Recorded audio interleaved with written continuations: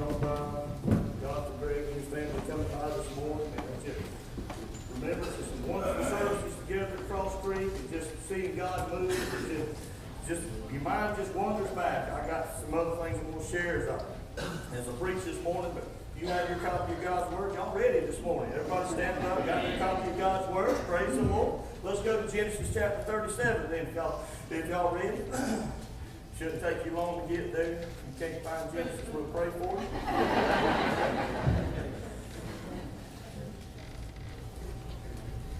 Everybody there, amen? Amen. Y'all ready this morning? Praise the Lord. Let's begin reading in verse 2 of Genesis chapter 37, and it said this. It said, these are the generations of Jacob. Joseph, being 17 years old, was feeding the flock with his brethren, and the lad was with the sons of Bilhah, and with the sons of Zilpah, his father's wives, and Joseph brought unto his father their evil reward. Now Israel loved Joseph more than all of his children, because he was the son of his old age. And he made him a coat of many colors. And when his brethren saw that their father loved him more than all the brethren, they hated him, and could not speak peaceably unto him.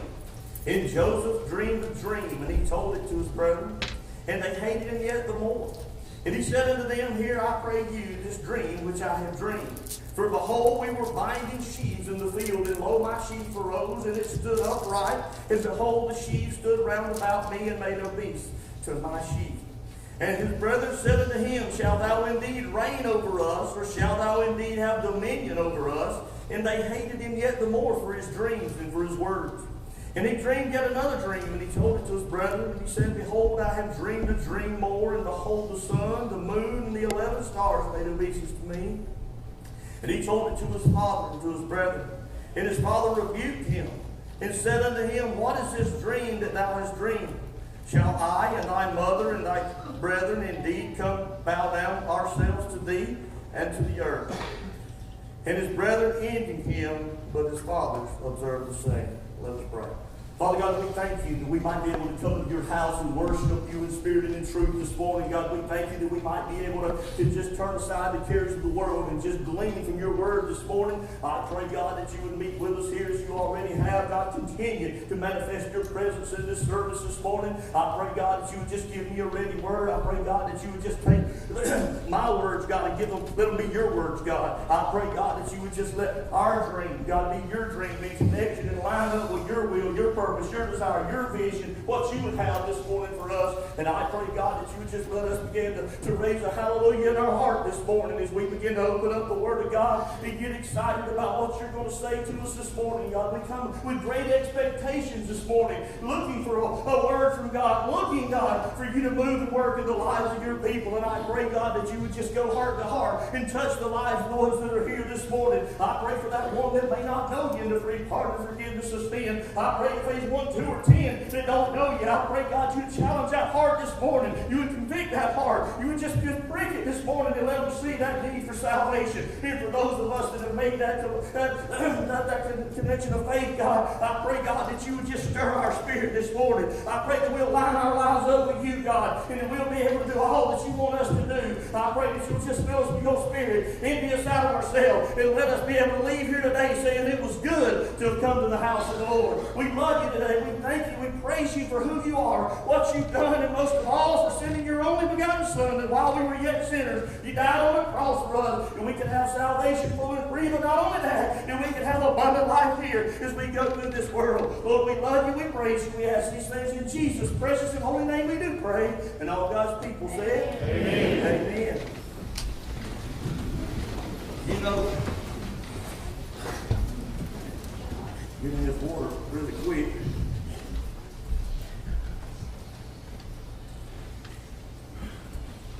One of two things is going to happen. You get out of this. Either you're going to be clogged up and can't talk, or you're going to be taking a histamine and you're going to be dried out. One of the two. But anyway, God will get us through that.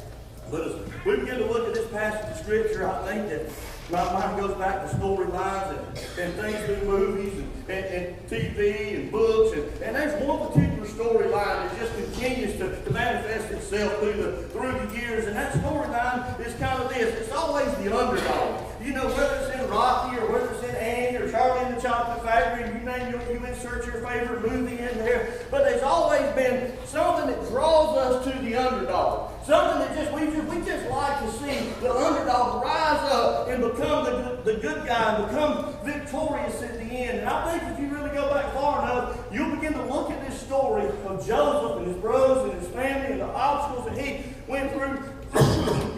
You'll find that Joseph definitely was the underdog, and then you begin to look at this rag to riches story and how he started out and all the misfortunes and the bad luck and all of that happened to him, and then how God elevated him. But you know, I believe as we begin to read this story, so many times we miss the point of this story.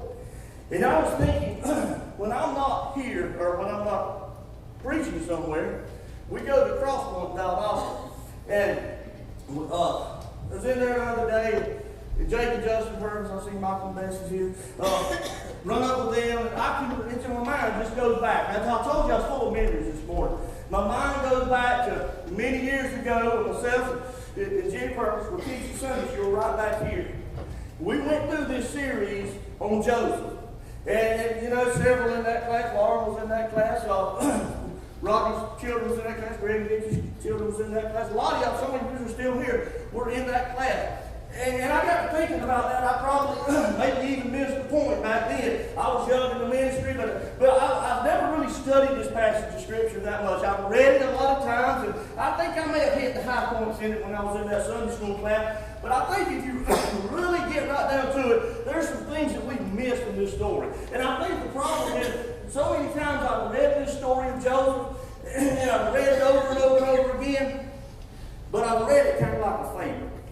I read it kind of like just a story, and I know it's not. I know it's God's inspired word. I know that everything from cover to cover of this Bible is true and it's relevant, and God put it there for a reason. And I think that sometimes we'll read things and we'll just see the surface of it, the superficial part, right on the top of it. But sometimes I think we have to really dig into God's word and dive in and dissect God's word in order to understand exactly what God wants us to get from this. And that's what I've done. I've kind of dug into this word, and I think if we look at it, we understand that it's not a fable. And because a fable always ends like this.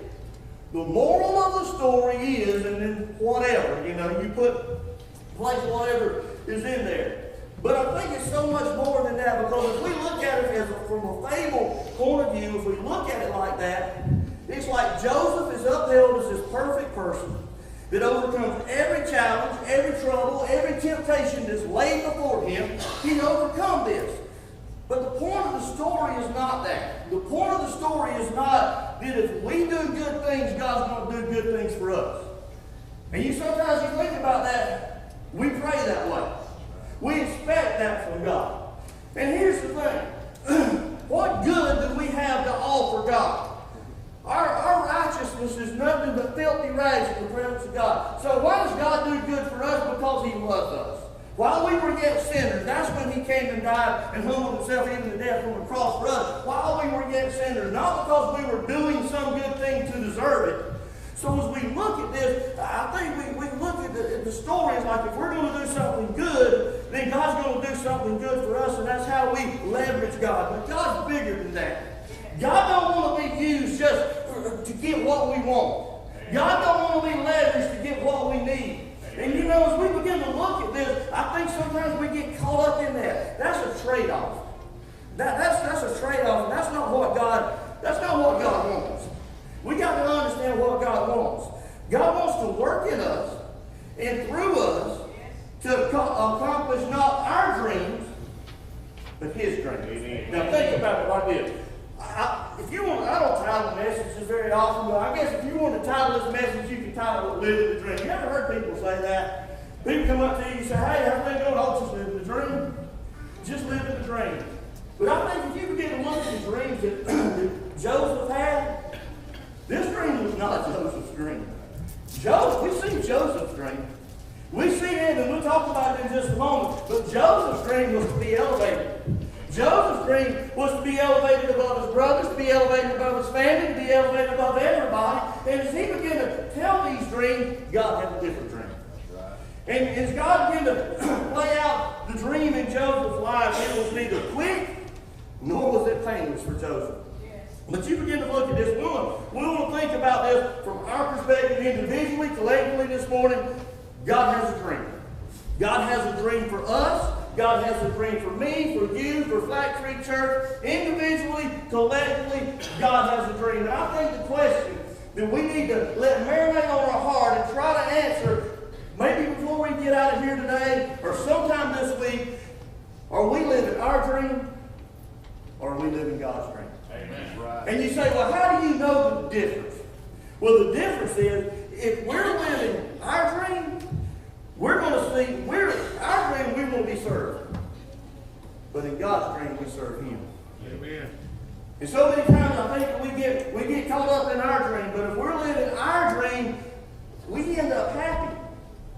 Our dream is for us to be happy. But if we're living God's dream, you know what we end up? Holy. Amen.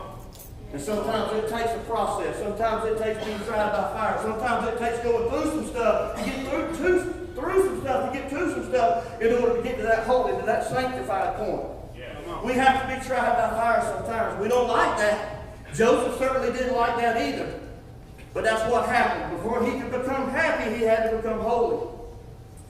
And I think if we begin to think about that, we think about our dreams, we want to be the recipient of the blessing.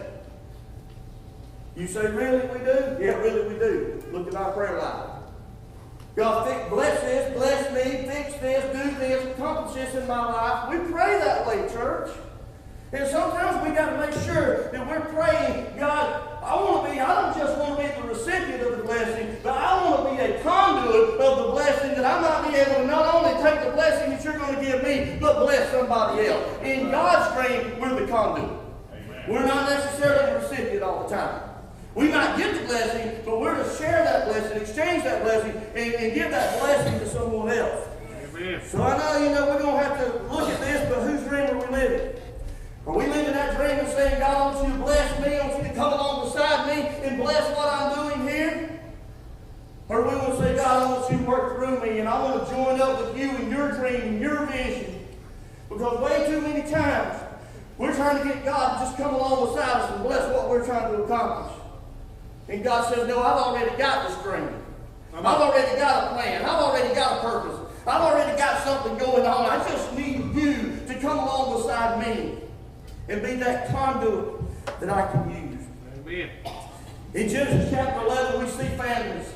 We see like 11 different sections in Genesis chapter 11. And as we begin to look at this, it's families, and it's stories about families, and it's downfalls of families, and it's troubles and strife and things that's going on in families. And why do we see this? We see what God's trying to do here, or I hope we do. It's not just that God's putting this story here just so we can read about something on Sunday morning in church. God is establishing a nation. Yes. God is, we look at Joseph's story, and we can back up to Abraham's story, and we can back up to Moses' story, and Noah, and you can go back and read all of these stories through here. And individually, if we look at them, there's lessons for us to take away from this and learn from them, but there's something that we need to understand. That God, through all of this, through everything that happens here, He's establishing a nation. The nation of Israel. He's building a nation. And God is looking at this thing as a really, really big picture. And God's looking at this, and He's using all these people, and He's orchestrating this. John Brother Arnold said He was orchestrating him getting from California to Nashville. He had planned the way. He knew what was going to happen on the way here. God was orchestrating this, but so many times we see the small picture right here. But God says, if you'll just hold on, if you'll just look to me, and you'll trust me, and you'll allow me to give you a dream, it'll open up into the big picture. Amen. We can't see this sometimes. We miss the boat because we're too focused on the small picture, and in every time that something bad goes wrong, then we go over here and kick and carry on and push your lips out and get mad because something happened.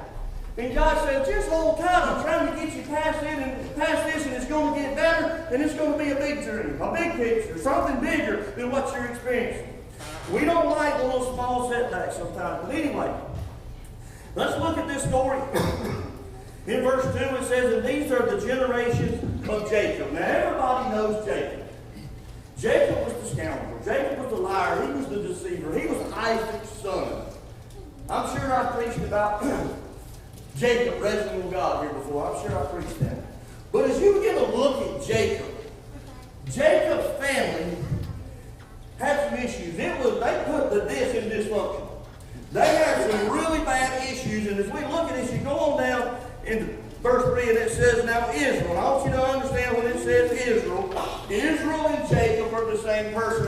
When Jacob wrestled with God, God looked down and he said, what is your name? And he said, my name is Jacob. I'm the liar, the cheater, the heel grabber. I'm the one that has done all of these horrible things, and I'm not happy about who I am. I'm not happy about who I've become. My name is Jacob. And God looked at him and said, your name will no longer be Jacob, but it will be Israel, because you have fought God, or you struggle with God, and with man, and you have won. You have overcome. So now we see that when we see that word Israel, that's Jacob. That's the same person. And as we look at Jacob's story, on the surface, it looks really good. Because to be a good Jewish family and to be prosperous in that day, if you had wealth and if you had a lot of children, you were considered prosperous.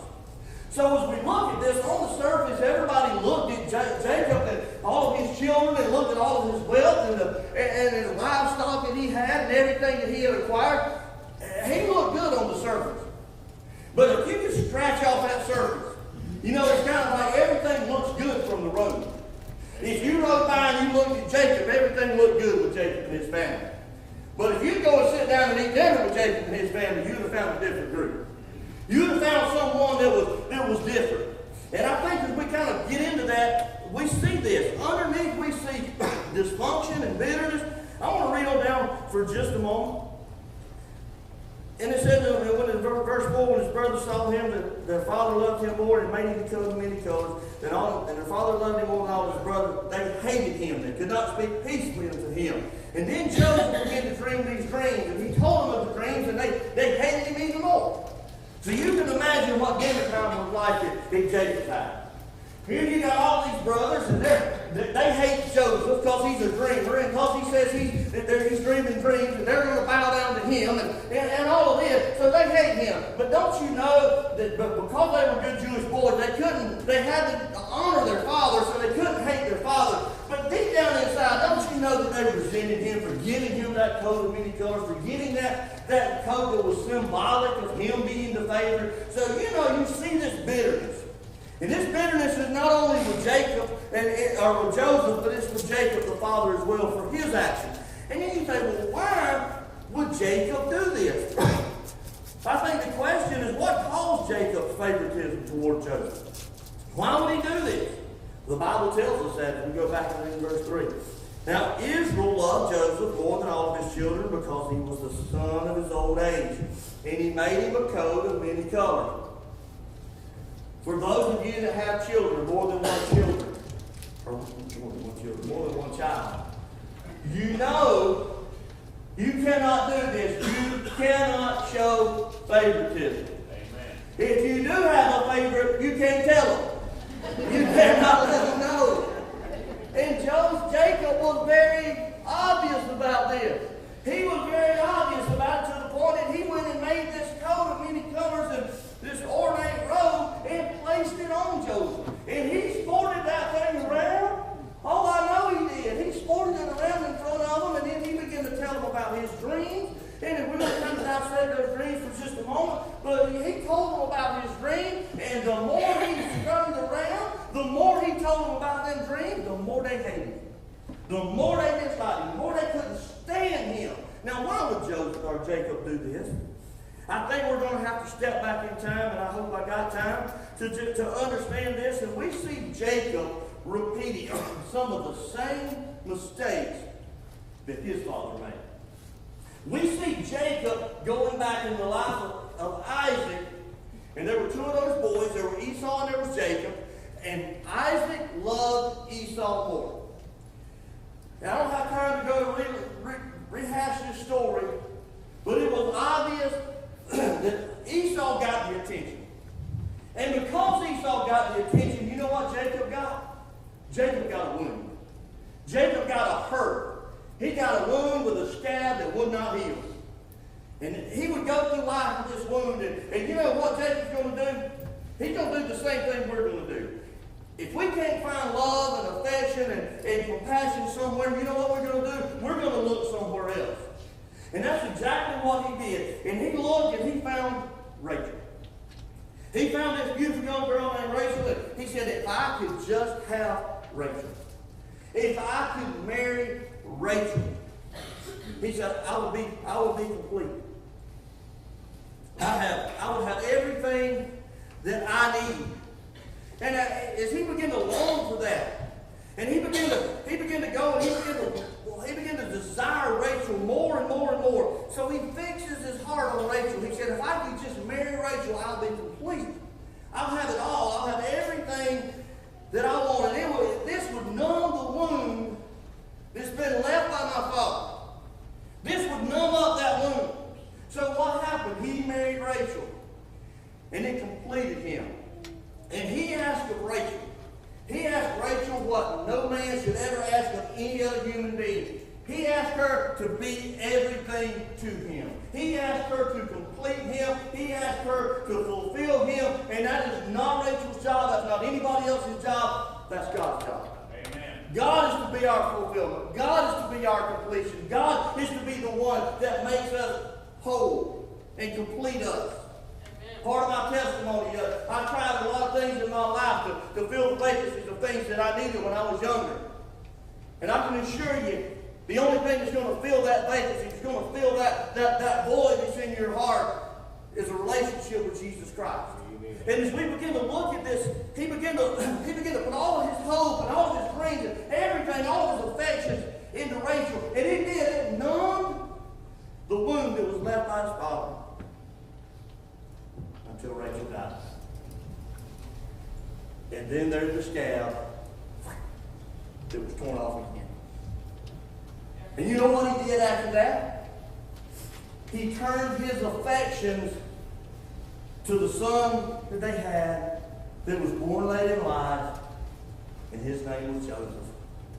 He began to turn his affections to Joseph. Joseph completed him now. Joseph was the thing that made him whole. Joseph was the thing that he looked to every day and yearned for every day. This boy, so he made him this coat because he loved him so much. And you see, he's just reliving the story of his father. And he gave him this robe that's symbolic of the love and the favoritism that he showed. Now let's look at Joseph for just a moment. As we kind of open up the characters of the story, we understand Jacob and we understand his life. But let's look at Joseph. Now Joseph, as we look, he looks like just a great statue of morality. He looks like someone that's gone through and he's fought every obstacle, he's went through every adversity, and he's come out on top. But it didn't start that way. As we look at Joseph, we want to kind of examine his early years and understand who Joseph was. And I think to begin to understand who he was, let's look back at verse 2. This is what it says about Joseph. Now these are the generations of Jacob. Joseph, being 17 years old, was feeding the flock with his brethren. And the lad was with the sons of Bilhah, and with the sons of Zilpah, and the father's wife. And Joseph brought unto his father their evil report. Now if you look that word evil up, that word evil means bad. If you go and read a little further, if you go back into the original Hebrew, you'll find out that word means false. So what did he do? He brought back a lie. He come back and told his father a lie about his brother. Now that's a statue of morality, right? Wrong. We look at Joseph sometimes, and we look at all of these people in the Bible, and we look at them, and there's a lot of good things they did. But when we really get right down to the nitty-gritty on it, the Bible never covers this up either. All of your Bible heroes, all of your Bible people that you read about, and all of these people, they're just like us. They're flawed. Amen. They've got some issues. Every single one of them. And Joseph was not exempt from this. So he brings back a bad report about his brothers to his father. Then if we look at this, we get into the dreams in verse 5. It said that Joseph dreamed a dream, and he told it to his brethren, and they hated him yet the more. And he said, "And here I pray this dream which I have dreamed." And he goes on to explain it. He said, "For behold, we were binding sheaves in the field, and lo, my sheaf rose and stood upright, and behold, your sheaves stood and round about and made obese or bowed down to my sheaves." And they had sheaves of wheat, sheaves of grain, stalks of it.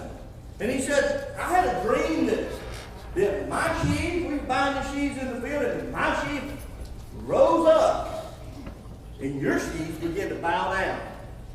So what he was saying is this. He was saying, he said, "I had a dream that I'm going to be elevated, and you're going to be bowing to me." Well, this set the brothers off in verse 8. This brother said unto him, "Shall thou indeed reign over us, or shall thou indeed have dominion over us?" And they hated him yet the more for his dreams and the words. So as we look, he goes on, and he said he dreamed yet another dream. And it was to the brother, he said, "Behold, I dreamed a dream more, and behold, the sun, the moon, and the stars, 11 stars made obeisance to me." He said, "Now the sun and the moon and the stars are going to bow to me." Now, do you see the arrogance in this? I mean, do you see what I see as a spoiled kid right here? Not only did he go and tell his brothers to start with, and they hated him the more, and it set them off, and he pushed their buttons, but he had another dream. And he went back and he told them some more, and he pushed their buttons again. You see the anger that's just seething. You see the anger that's just boiling up. So we see Joseph in his life and all the good things that happened to him and how God elevated him at the end. But he didn't start out that way. Because basically what Joseph was saying is this. He was telling them that I'm going to be elevated. My rank's going to be higher than your rank. In Jewish culture, you need to understand this. Your status was not dependent on who you were, it was dependent on when you were born. The firstborn had the status in that day. So basically, he was the younger of all of them. What he was telling his brothers is this. Rules apply to me. I'm my dad's favorite. See this coat? Daddy loves me more than he loves y'all. The moon and the stars and all that's going to bow down. God even loves me more than he loves y'all. You see the arrogance in Joseph. You see how he's going with this. And the more that he got, the more arrogant he got. And we'll talk about it a little more now. I'm going to finish this story tonight. I don't have time to do. We'll get into what happened to him next tonight. So come back and be ready for the second part of that. But you see, his brothers, they hate him so much to that bitterness turned murderous.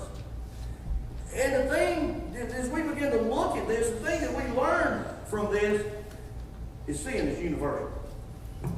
It affects everyone. All the stories of the Bible heroes, as I said before, they've all got flaws. They've all got issues. They've all got things going on.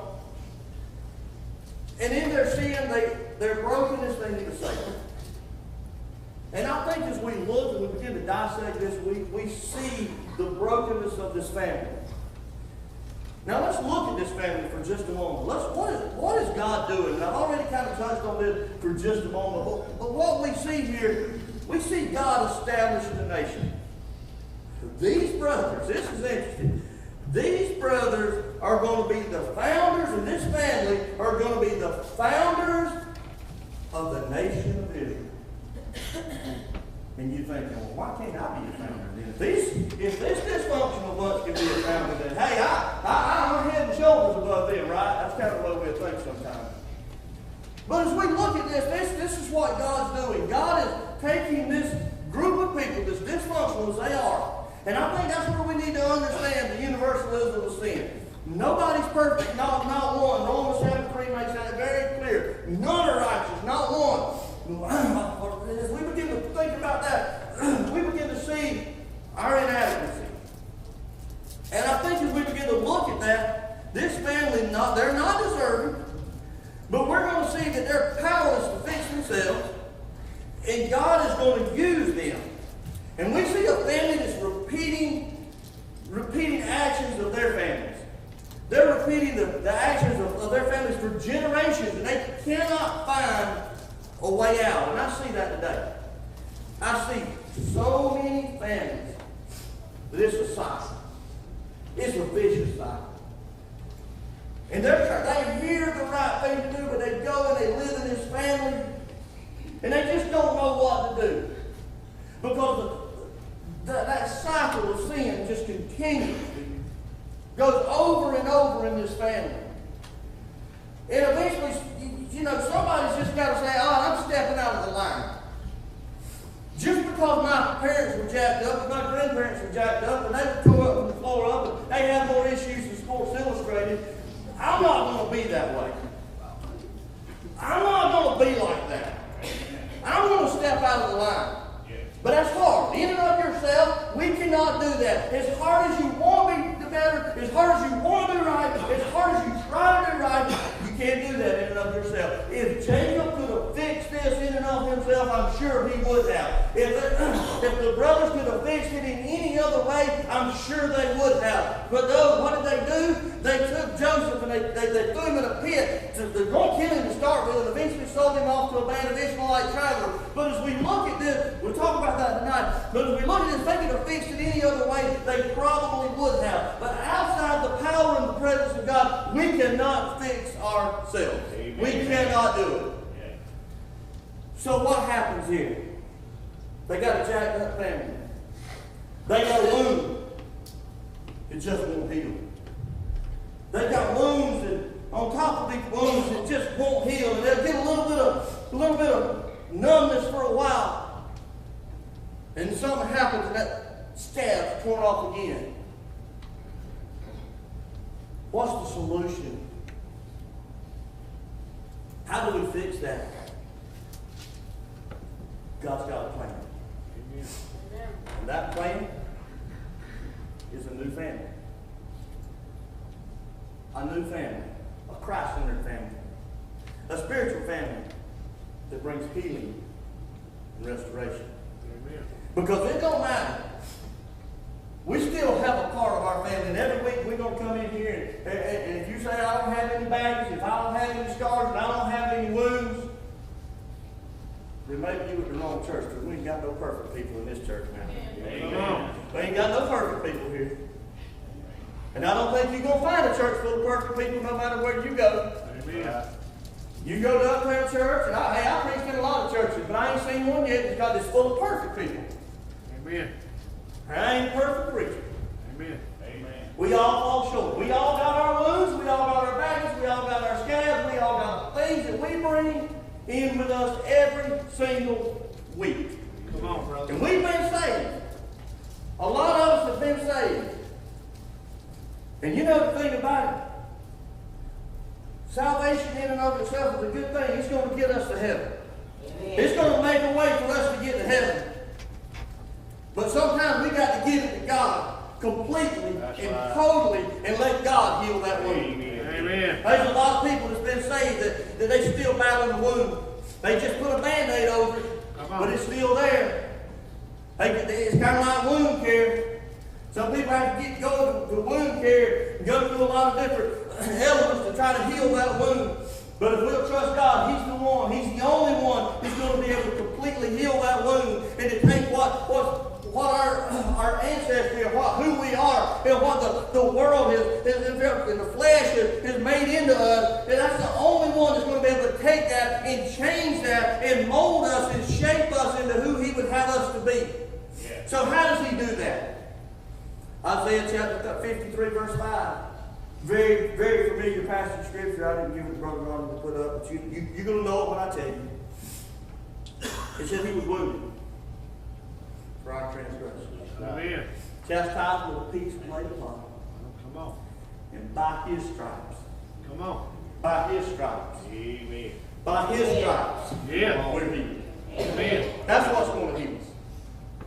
That's what's going to make us whole. That's what's going to fix that wound. That's what's going to fulfill us. That's what's going to bring hope and reconciliation. And that's what's going to bring that completeness to our life. When He heals us. And we see this as a process that God is using in this family right here. And that same process that God is using in Jacob's family, it'll work in your family. Amen. And it'll work in my family. And it'll work in whosoever family will that will call upon the name of the Lord. Yeah. And I'm going to wind up here. So Whoever says 10, who's going to do us the invitation? Y'all, you can come on while I finish up here. But here's the thing. I guess the question that we need to ask today is whose dream are we living? And we're going to open this altar up in just a moment.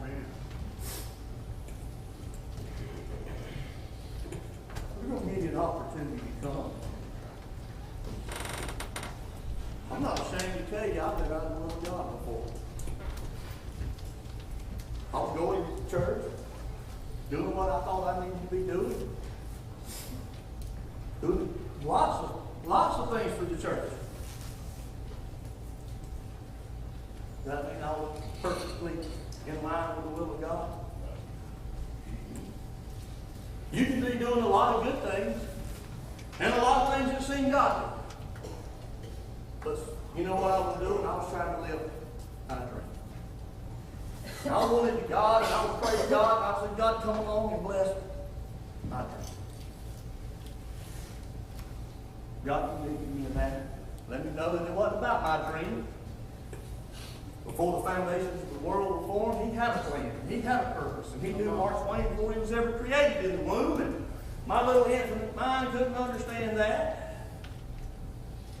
He said, I got a dream, and I just need you to come along and join up with my dream. What I want to do in your life. And you know the thing about it, why we don't want to do that sometimes is because it takes a long time, it's a slow process, and it's painful. Amen. We don't like it. But if we're ever going to be holy, if we're ever going to be sanctified, if we're ever going to be exactly where we can grow to spiritual maturity where God wants us to be, we got to get in line with Him and His dream. Amen. And that's where the growth's going to come from. So maybe you're here this morning and you're just, you don't even have a dream, but God's got one for you. Maybe you just need to know what God's dream is in your life today. Maybe you just need to come and say, God, I want to line up with your dream. And God, I want to come along beside you. And God, my prayer has been that you would come along beside me all of this time, and it'd be my dream and my desires, and just bless my what I want to do, God. But God, I realize this morning it's not about what I want, it's about what you do. Amen. Or maybe you're here this morning and you just got a wound that won't heal. Maybe you've already given your life to Christ at some point. But you just got a hurt that won't heal. And you've been trying to fill that hurt with all kinds of things. And you taken everything that this old world has to offer, and you put on that hurt and on that wound. And you've looked at this wound and you think it's healing, and you take that Band-Aid off and you'll look. And it seems like it's healing a little bit, and then all of a sudden something will go wrong and that scab is going off again. If you want that complete healing this morning, just come and give that to God and say, God, I want you to be the center of my life. I want you to fulfill me. God, I'm not looking for anything else. I want you to fulfill me. Yes. Or maybe you're here this morning and you come from a jacked up family. All of us have got baggage, all of us have got issues, all of us have made mistakes. Amen. But maybe you're just here and you just got issues this morning. Maybe you need a new family. Maybe you just need to come and say, I've never given my life to Christ. God, I want a new family this morning. I want to be adopted into the family of God. I want to be joint heirs with Jesus Christ. Yes, brother. And how do you do that? It's already been done for you. All you got to come and do is accept the free gift that God's already made on the cross. He said His only begotten Son on the cross at Calvary. He's already paid the price, the bought your ticket. Just come and accept what He's already done for you this morning. Oh, but God can do so many things here this morning. He can redirect our dreams. He can heal wounds that's not been healed, that wouldn't get well for a long time. Or He can give you new life this morning, a new family. What's your need this morning? What do you need from God this morning? Let us pray. Father God, we thank you for your power, your presence, your mercy, your graces in this service this morning. God, I can't help but to believe in the crowd this size that there's someone here that may not know you, the free pardon and forgiveness of sin. I can't help but to believe that there's someone here that's been trying to fix the things that's going on in their life for a long time. But God, they've never really just given it to you.